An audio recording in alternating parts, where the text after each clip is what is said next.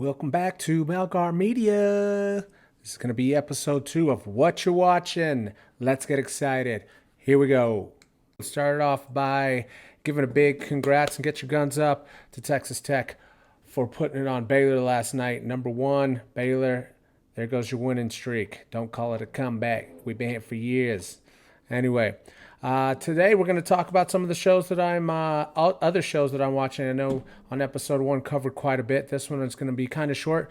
Some other ones that were not on the top of my list, but definitely ones that I am engaged in watching the seasons, at least the first seasons or second seasons of it, to kind of see how it all pans out. The first one's going to be 1883. This is the prequel to Yellowstone that everybody's been waiting for, with Tim McGraw and his wife Faith Hill. I give it a 6. It drags out. I'm not sure. I'm not sure if they're milking it, Yellowstone yet, and it could turn into something good. Everyone looks a little musky out there in the West. Definitely filming this had to be rough, but they did it authentic, and it seems like it's one of those open range shows that they went all in on. So I do give it a 6, and it could change my mind. It's only on episode 4, and I'm sure that this is going to get a second season, and we'll see where it goes. So far, I give it a 6. Number 2 on my list is going to be Shy, and that's on Showtime. It's on season 4 right now. I've been trying to keep up with it as we don't have Showtime all the time. But, I'm going to give The Shy a 7 because I feel like it does follow with the times, does cover some really big issues that are going on in society, and they integrated into the show very well without it just being too engulfing or overwhelming. All the acting is really good. The actors, the casting is really fun. So yeah, I give that definitely a good rating, 7.5. As of right now, and I could see it going higher when the series comes to conclusion. Might be something I look back on and watch again. I'm always going to touch on Star Wars stuff. So the new episode of Boba Fett came out, the Book of Boba, episode 3. Man, I'm going to have to say that this one a 6. It's not as exciting as last week's episode, but better than the first, just because of the cameos, the appearances.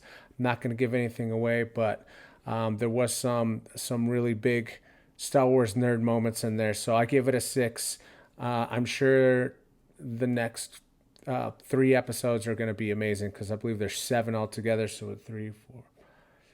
Yeah, so I'm looking at the next 3 episodes to be great, and then the finale, the 7th episode, to just really connect us to the further growing Star Wars universe. Euphoria. I mean, I can't say enough about this show. My girlfriend and I waited a long time for this to come out, the second season, and with everything that's going on in the world, it got put on hold for filming, and Zendaya had this new Spider-Man film coming out as well. But they definitely delivered with their second season, episode 1. I give that a whopping 8. Can't give anything away. If you haven't watched Euphoria as of yet, and you're not into teenage angst, but in the modern day of what's going on with kids and mental health and, drugs and fighting and all that scenario, and just everything kids or adults are even going through. But it's very relatable. Give it a watch. Super exciting. That's on HBO Max. And yeah, that gets the highest rating probably for me today. On my 5th on my list is going to be American Rust. And this has Anthony Daniels in it. It's just the type of film that I'm into. It's got that kind of noir, dark-ish detective, going down the wrong path, burying his head in a bottle type deal, but is the hero in the background as well. So, and I've always liked Mr. Daniels. And did I say? I meant to say Jeff Daniels. Apologies, but yes, Jeff Daniels. I've always been a fan of his. He's very dynamic. We've seen him in Dumb and Dumber. be the most hilarious of people.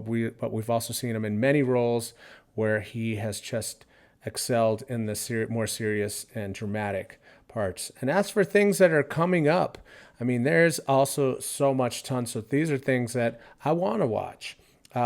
Peacemaker, sorry, is going to be on HBO Max. And this is one of the characters from the latest Suicide edition. And I thought that John Cena is funny as many times as you can see him, if you can see him. We can go for days on that joke. But there is a ton of new fun stuff coming out that I'm getting excited about. New seasons, new series. The next show that I'd probably be looking forward to is Peaky Blinders. It's my favorite show that's out, and even though it comes out on BBC in the UK, it comes out on Netflix, I believe, in February at sooner than later.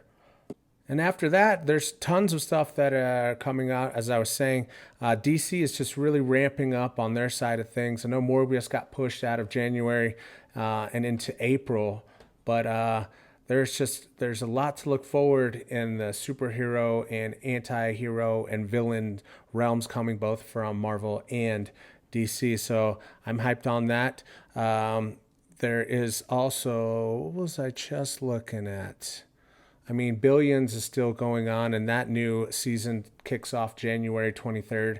I've liked it so far. Some people didn't quite like the last season. I haven't fully caught up, but I can say the build up is great. And even though it's a repetitive kind of like cycle of who's battling who, I thoroughly enjoy the cast, so I can handle it, and I could see it going for a couple more seasons with me enjoying it at least for a couple more seasons.